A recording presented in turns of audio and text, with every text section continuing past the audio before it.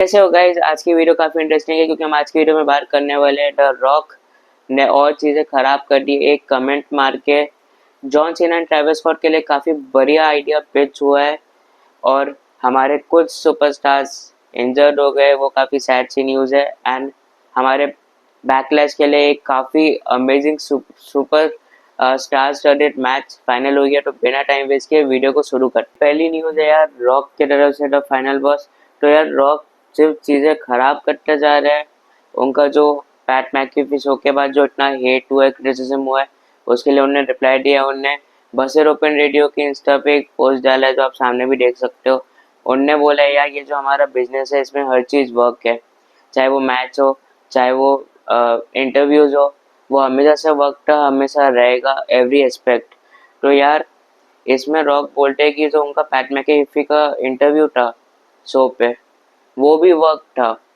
मतलब लिटरली अपने लिए कुछ चीज़ें बर्बाद करते जा रहे हैं। बोलते हैं कि आके हमें ज्वाइन करो, मेरे को, सीना को, कोडी को, ब्रायन को जो राइटर है, कि आ जाओ, अगर इतना ही है तो पता लग जाएगा।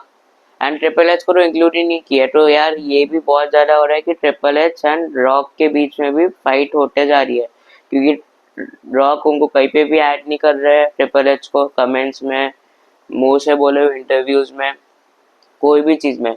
रॉक ने भी उनके ट्रिपल एच ने भी उनके हॉल ऑफ फेम स्पीच में कहीं पे भी रॉक को इंक्लूड नहीं किया है। तो यार यही था बेसिकली। एंड रॉक मतलब एक्चुअल में अब क्या करते जा रहे हैं, उनने उस पैट मैकेफी शो में भी उनने क्या क्या बोला है। उन्होंने कोडी का ये भी बताया कि एक और बार ऐसा बेबी फेस चैंपियन बनेंगे, फिर हील बनेंगे। तो ये अगर वर्क है तो आप हमें ये क्यों बता रहे हो? मतलब लिटरली ये हमें नहीं जानना है। आप खुद बोल रहे हो कि हर चीज़ वर्क है, फिर आप वो वर्क को बता भी रहे हो कि आगे वर्क क्या होने वाला है, जब हमें वो जानना ही नहीं है हमारे लिए क्यों रहे वो। उसके बाद आप ये बोलो कि हर चीज़ वर्क है, यानी वो पैट मैकेफी शो पे वो आपका अपीयरेंस तक वर्क था, एंड जो जो आपने बोला वो सब भी वर्क था। इस बारे में आप लोग के क्या राय है, आप लोग कमेंट्स में मेरे को ज़रूर बताना। हमारी अगली अपडेट आ रही है बैकलेस से रिलेटेड। तो यार ये रिपोर्ट्स आ रहे हैं कि Roman Reigns, CM Punk versus Seth Rollins, Bron Breakker हमारे बैकलैश के अंदर हो सकता है। एंड ये मैं एक सेकंड रिपोर्ट छट के बोल रहा हूँ, John Cena versus Randy Orton, Roman Reigns, CM Punk versus Bron Breakker, Seth Rollins. ये बैकलैश का कार्ड तो अमेजिंग होता जा रहा है। अब रिपोर्ट पे आता है तो यार अगर ये मैच हमें देखने मिलती है, मेरे ख्याल से अभी कितना हमारा मई चल रहा है, जून, जुलाई, अगस्त, हमारे अगस्त में समर स्लैम होता है, यानी अभी हमारे पास बैकलेस है, मनी इन द बैंक है, एंड बीच में एक पेपर व्यू, एक प्रीमियम लाइव इवेंट और आ सकता है। उसके बाद हमारा समर स्लैम है। एंड या तो ये मैच मुझे लगता है समर स्लैम में हो सकती है, या ये हमें सेथ रॉलिंस वाले फैक्शन की, पॉलीमन गाइस की एंड इनकी टीम बनते हुए, एक फेस टीम की, Roman Reigns and CM Punk के बनते हुए, शायद ये बैकलेस से ही देखने मिल जाए। सही में देखे तो ये पॉसिबिलिटी लग रही है कि ये मैच हो सकती है। लेट्स होप कि ये मैच फाइनल होए। एंड अगर कोई पक्के सोर्स से, कोई ट्रस्टेड, मतलब फुल इन्फॉर्मेशन बाहर आती है तो मैं आप लोग को वो वीडियो में, अगली वीडियो में बता ही दूंगा। बाकी यार अगर ये मैच होती है तो मुझे लगता है बैकलेस में या तो ये लोग चीटिंग करके Seth Rollins and Bron Breakker जीतेंगे with help of Paul Heyman, और या तो सीधा बैकलेस में ही तीसरे मेंबर को ज्वाइन कर देंगे, लेकिन फिर समर स्लैम तक कैसे लेके जाएंगे। तो मुझे सही में लगता है कि पहले ये लोग ऐसे ही एक मैच चीटिंग वगैरह से जीतेंगे। उसके बाद जब ये लोग ज़्यादा पावर में आएंगे, Roman Reigns and CM Punk, उसके बाद थर्ड मेंबर ज्वाइन करेगा। इसके बारे में आप लोग की क्या राय है जरूर बताना है। अगर हमें बैकलैश में ये मैच मिल जाती है तो बैकलैश का बस ये दो मैचेस से कहा सोचो, एक ओपन करेगा, एक एंड करेगा। मतलब लिटरली अभी से ये बैकलैश का कार्ड तो वन ऑफ द बेस्ट बनते जा रहा है। आप लोग जरूर बताना आप लोग कितने एक्साइटेड हो अगर ये मैच होती है, एंड आप लोग को लगता है ये बैकलेस में ही हमें मिलेगी या नहीं, वो भी बताना। ये जो न्यूज़ है यार वो सैड है एंड दो सुपरस्टार से रिलेटेड है। तो यार टामा टोंगा एंड बियांका बेलर इंजर हो गए हैं। बियांका बेलर ने बताया कि उनकी रेसलमेनिया मैच के टाइम पे उनकी फिंगर्स ब्रोक हो गई है, एंड अब वो टाइम ऑफ लेंगे या नहीं ये सब पता नहीं है। मे बी आके प्रोमोज तो कर ही सकते हैं, ये स्मैकडाउन में आएंगे शायद। बट अगर वो टाइम ऑफ लेते हैं, इनका कोई अपडेट आता है तो मैं आप लोग को वो बता दूंगा अगली वीडियोस में। एंड टामा टोंगा भी इंजर्ड हो गए गाइस, यानी टोंगा लो एंड टामा दोनों दोनों टोंगा ब्रदर्स इंजर्ड हो गए हैं। और जो स्मैकडाउन में हमने बिफोर रेसलमेनिया स्मैकडाउन देखा था, जब स्मैकडाउन शुरू होते ही एले नाइट ने अटैक किया था टामा टोंगा पे, वो इसीलिए किया था कि टामा टोंगा को ऑफ टीवी कर पाए इस तरीके से। तो speedy recovery to both of them, and अगर कोई भी और अपडेट आता है तो मैं आप लोग को अगली वीडियोस में बता दूँ। अगली अपडेट यार बहुत ज़्यादा शॉकिंग है।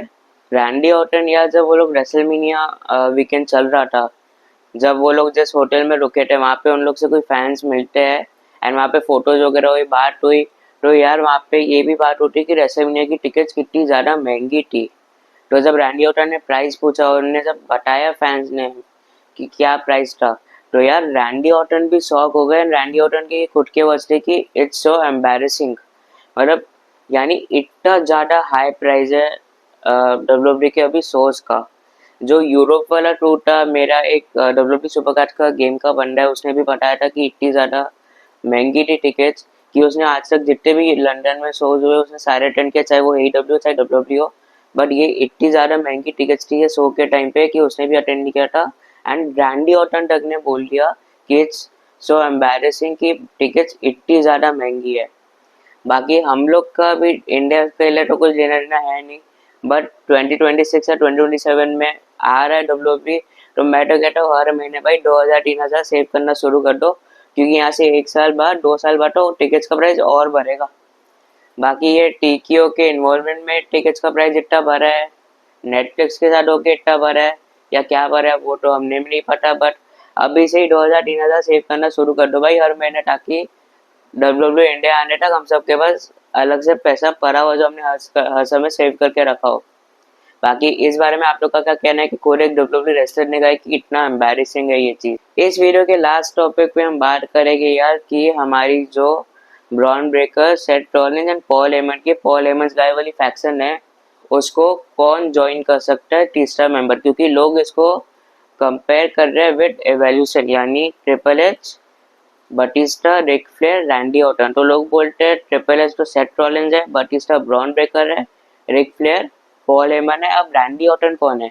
तो इसके लिए लोग काफ़ी नाम दे रहे हैं, जैसे ऑस्टिन थ्योरी हो गए, कार्मेलो हो गए। कार्मेलो इसका सबसे ज़्यादा लोग कह रहे हैं कि कार्मेलो हेज होना चाहिए, वो काफ़ी अच्छा फिट करेगा एंड एक कोई यंग ही होएगा। एंड ऑस्टिन थ्योरी के लिए भी काफ़ी चल रहा है, बट अगर ऑस्टिन थ्योरी को हम देखें, लोग चाहते हैं कि वो फेस बने, काफ़ी ज़्यादा लोगों ने किया है। और अगर वो फेस नहीं बनते, अगर हील करते ये इनको जो करते तो ग्रेसन वॉलर हील बन जाएगा और फेस बन जाएगा। तो वो भी शायद डब्ल्यूडब्ल्यूई चाहे ना चाहे, पता नहीं फैन चाहे ना चाहे।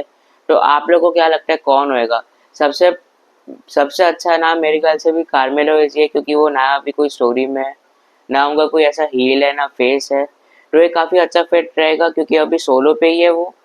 और अगर वो ज्वाइन करेंगे, वो ऑलरेडी इतने हाइप पे है, तो एक अगला नया फ्यूचर सुपरस्टार रेडी हो जाएगा इस वाले फैक्शन से, क्योंकि ब्रॉन ब्रेकर हो ही जाएगा एंड साथ ही साथ हमें कार्मेलो, ऑस्टिन थ्योरी जो भी बनता है वो भी एक अगला नया सुपरस्टार मिल ही जाएगा। तो आपके ख्याल से सबसे ज़्यादा नेम आपको क्या लगता है कौन हो सकता है?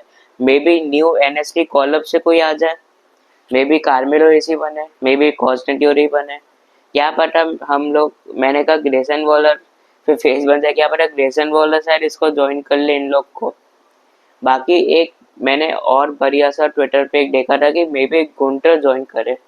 बाकी आप लोग को क्या लगता है इसके बारे में, आप लोग मेरे को जरूर कमेंट में बताना। मैं यार भी मिलता हूँ आप लोग से मैं नेक्स्ट वीडियो में।